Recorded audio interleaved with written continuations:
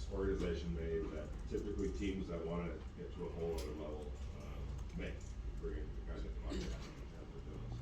Coming off a playoff season in that locker room, do you guys sense that the expectations are a little bit higher now? Yeah, I think Dave and Coach McCann did a good job of bringing the talent, making the commitment to us.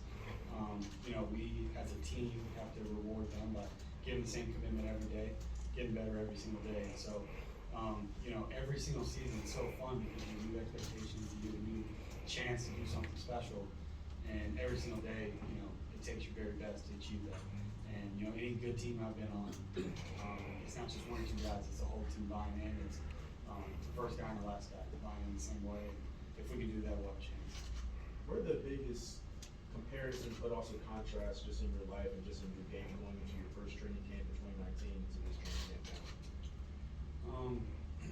Yeah, the same hunger, I would say. A little more confident, just knowing that I've been able to have success. You know, coming out of Clemson, I've had success at the college level. Now I had a little success in the NFL and hoping to build on it. But, you know, really, it doesn't change too much for me. I just try to go out there and be a great teammate, great player, great leader, whatever I can do on a daily basis to help my teammates out is what I'm interested in. I'm not really looking toward the end of the season. I'm not looking at, you know, anything other than this day and getting better today. And you know, hopefully I can do that. Hunter, how do you take all of those expectations that have been placed upon the team and then kind of apply them to your season? Like, how do you try to raise the bar for yourself based on what you put out on tape and on the field last year? Yeah, no, a sign of a great team is, you know, have our own expectations, right? We don't really listen to anybody and what people put on us. We're just trying to go out, you know, from every single guy on the team and get better every day. And, you know, same with any job you have or, you know, certainly playing in the NFL, you just go out there and try to get better every single day. And if you do that, then success will find you. And so just keeping things simple is going to be a big key to success. That wide receiver is judged by numbers.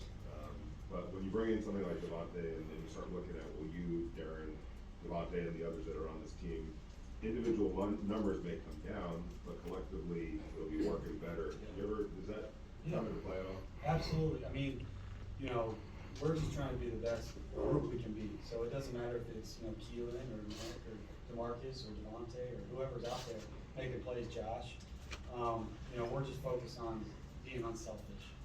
And I know certainly for me, this is more money than I was ever, you know, planning on making. So I'm just happy. Yeah, I don't care if I have 10 yards or 100 yards.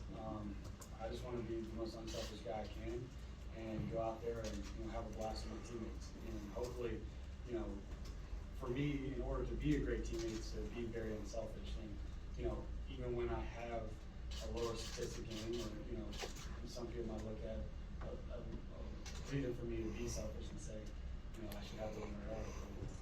Kind of identify that and just being selfish in the situation. Hunter, how does the addition of Devontae help you specifically on the field? You know, it starts in practice, just watching him, watching how he works, watching how he sets people up in the meeting room, talking to him, how he maneuvers guys, how he sees the game. And then obviously Darren the same way, and, you know, speeding the outside with DeMarcus and Keelan and Mac, just opening the field up, right? You know, when you look at a defense, you know you get 5 or 6 in coverage a lot of times. And so if they're going to double one or the other, then, you know, just by math-wise, then you're going to have a little more single coverage. And so I think Devontae and Darren and Marcus and all those guys are incredible players. You're going to have to respect them, and you're going to have to put 2 on them at times. And so it could open up some plays for me, Josh, whoever is left. So excited. There was a big scandal involving one of your draft classmates last week. Foster said we've been saying his name wrong since he was a rookie because he didn't want to correct the coaches. His last name or first name? His last name, because he didn't want to correct the coaches when he was a rookie. Where do you stand on this controversy? How do you say it? I mean, I thought it was Moreau, right? That's because Rudin called him Moreau and he didn't want to correct him. He thinks it's Morrow? Yeah. Yeah, I mean, he wouldn't make a big deal about that. Hunter, DeMarcus was a big part of Kansas City's offense, and they wouldn't have let him go, and they know they're going to lose Tyreek. What does he bring to this team that you've noticed? He's explosive. You know, he can get outside, on the outside and take the top off the defense. He's smart. He's good body control. You know, running down the red line, he has a good job and good feel for, you know, not adjusting to the ball too soon, covering himself up. And so, just very intelligent, very smart, and excited to watch him this training camp. You know, I haven't been around too much, but just watching him from afar, it was always something we didn't want to play. Do a couple more, Paul and Ken. How long ago, Hunter, does Hard Knocks, your rookie year, Antonio Brown, the helmet, I mean, that seems like a different life. Does it? Yeah, it definitely seems a long time ago. It just goes to show you to, for me personally, to take value in every season, every day, and every teammate, because teammates come and go so often too. So, you know, next thing you know, I'm in year 4, which is like wild. And, you know, my daughter is 17 months, and just watching her grow so much, it really gives me a perspective on how fast life goes if you don't take time to spend with it. Hunter, you're one of the clutchest players I've seen since your days at Clemson. On the field, it's fantastic. But off the field, I saw you at the men's altar conference at Thomas and Mack with Derek Carr, accompanying him before he got up and spoke. What keeps Hunter Renfrow grounded off the field?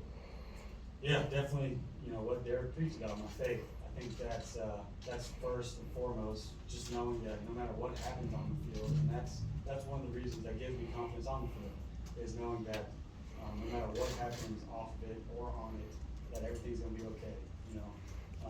I serve a guy who's great, and who's gonna be there, and that's what I think the true meaning of life I find in him and the teachings of the Bible. So, for me, that's my bread and butter, and then my family keeps me grounded.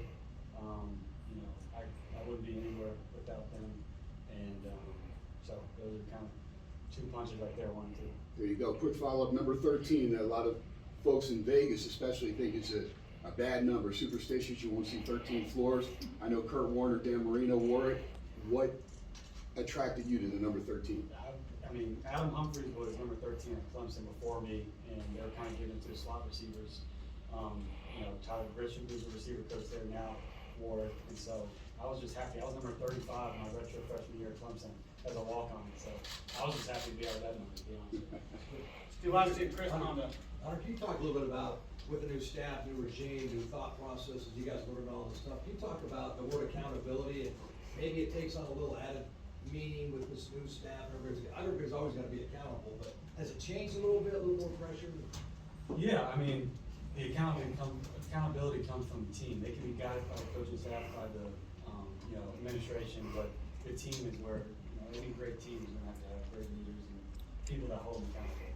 And so, you know, they're helping us and they're kind of guiding us, but to be a great team, you gotta take ownership of it. And so, you know, as one of the leaders and Derek and Darren and pretty much everyone on our team, we gotta hold each other accountable. So what does that look like? That looks like, you know, on the practice field when we need to get a little bit extra in the sprint, or, you know, you're tired and you're one-on-one, you know, just coming up behind somebody and saying, all right, let's go, this is the time to kind of dig deep a little bit. And so, on the field, that's where it takes place, and then off the field, it's, you know, doing the right things, and hold each other accountable. So, definitely a big part of it. Hunter, this is not, I'm sorry, do you have a follow-up? Awesome. This is not disparaging of the previous pro staffs, but this staff's a lot like Dabo in teaching. They take that approach. So for you, how comfortable has it been? Maybe get back to a little bit more Clemson. Yeah. I'm not saying the scheme. No, it is. It's very similar. Just definitely journey driven, definitely detail driven. You know, they want us to do it their way, and you know, because it's proven time and time again. You know, sometimes when you get a little too creative, you can make mistakes. And so if everyone has a process and everyone believes in the same process, then you're going to have continuity, you're going to have success. And so I've had a lot of fun over the last 6 months with this staff, and just seeing the parallels between them and my time at Clemson, Coach Sweeney, because very detail oriented. That's the one word that probably sticks out in my mind. Awesome. Thanks, Hunter. That's it for today.